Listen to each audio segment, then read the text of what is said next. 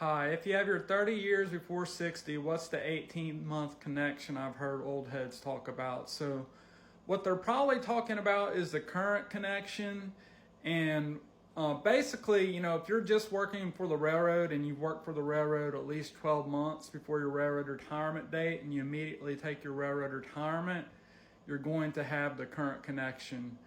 Where the current connection gets broken is where you leave the railroad industry, you work outside the railroad industry, and then you take your railroad retirement later.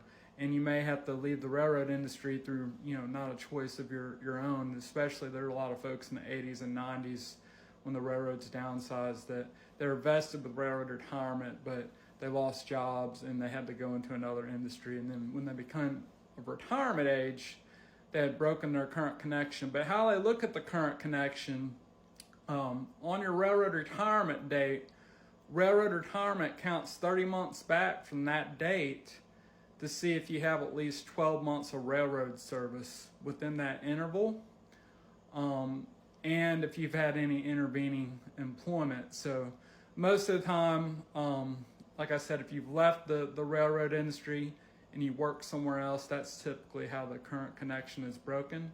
Folks, if these videos are helping you out, if you would, please go to my TikTok bio. There's a link there. Click on it, leave a review. I'll also leave a link in the comments. Thanks.